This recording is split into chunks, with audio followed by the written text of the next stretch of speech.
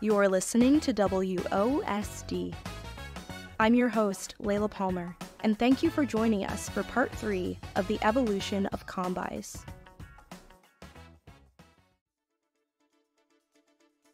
In Part 1, we learned about the initial vision for the COMMBUYS project and the impact it had in its early stages.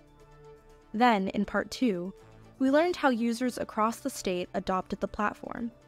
In this final episode of the Evolution of COMMBUYS, Gary Lambert will delve into how the platform has impacted OSD in the past 10 years and provide a look into the future of e-procurement.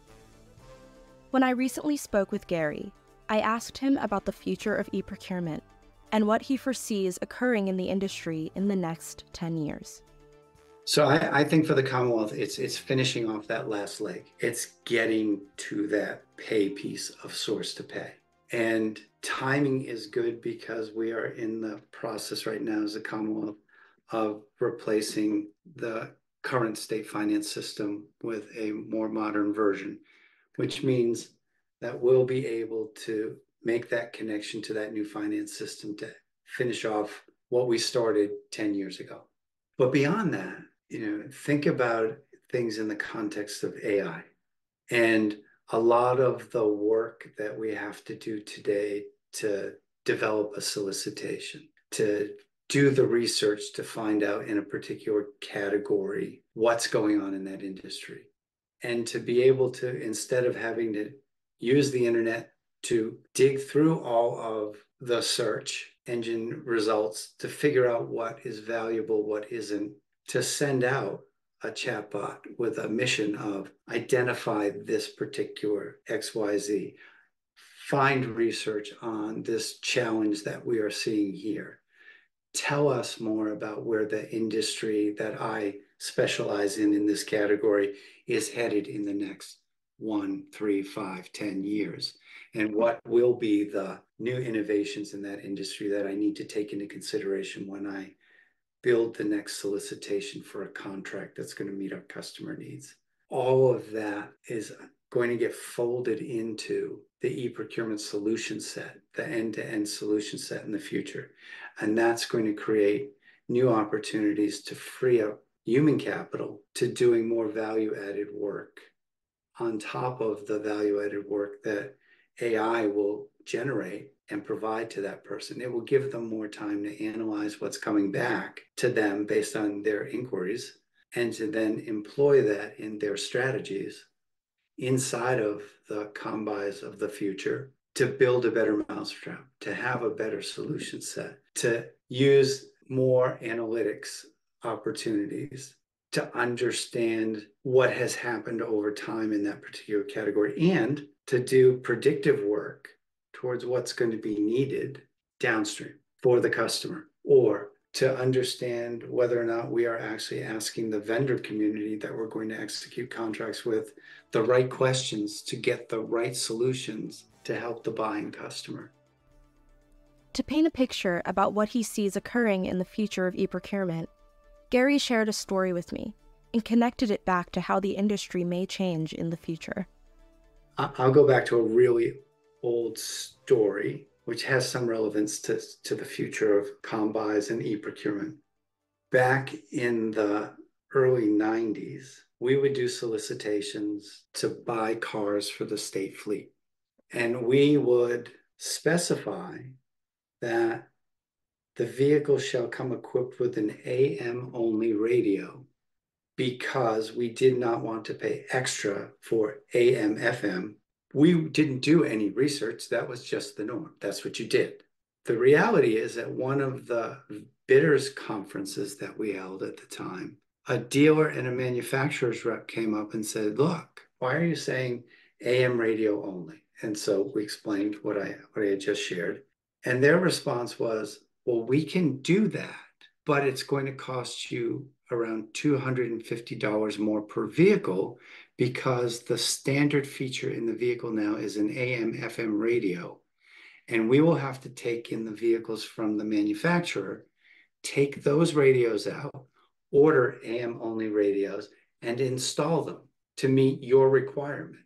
If you want to keep doing that, that's fine, but we just want to share that with you." Well, we changed the spec. But back then, there was no easy way to do the research. So there was no way to necessarily know that had been what shifted in that industry.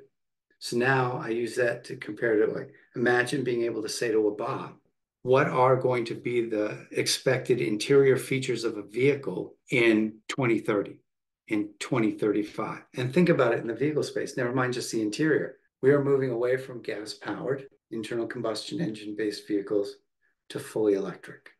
If we are going to be doing research and planning, we're going to need to understand, what does a vehicle look like? What does it come equipped with 5 years from now, 10 years from now? And we're going to need to be able to build in the system the solicitation that presents those desires in the future.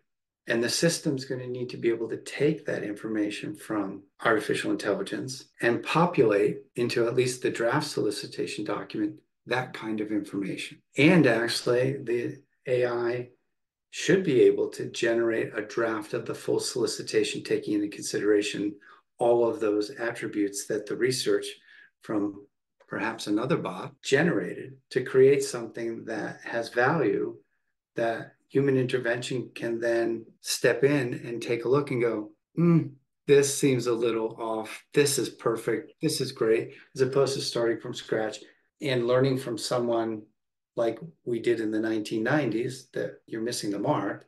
And or if you go into the early 2000s, having to dig through web page after web page after web page and still trying to figure out sort of what's valid here and what is just someone's opinion. That's going to create a very different place.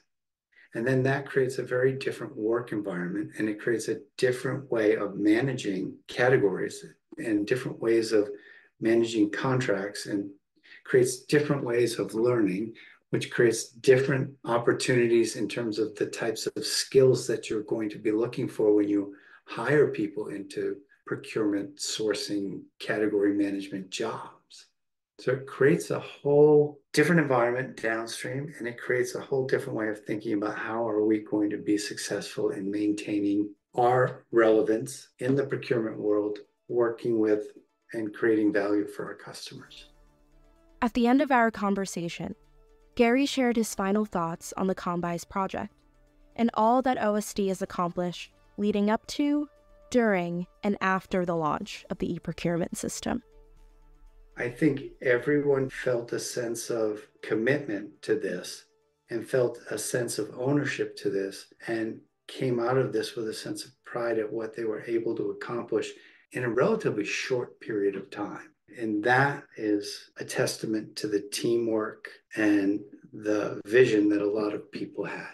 And I hope that over these 10 years, people have truly found value of some sort in COMMBUYS, or at least in the information that COMMBUYS makes available to them to make their job better, to make their government agency better. And I believe that it has, and that's probably the biggest accomplishment I think we could have achieved over that 10-year period. This concludes the evolution of COMMBUYS. Thank you to Gary Lambert and all of the guests in this series for providing their thoughts with the agency. OSD looks forward to engaging with you on our social media and YouTube channels. Links to those are in the description box. To suggest ideas for future podcasts, email the team at osdoutreach@mass.gov.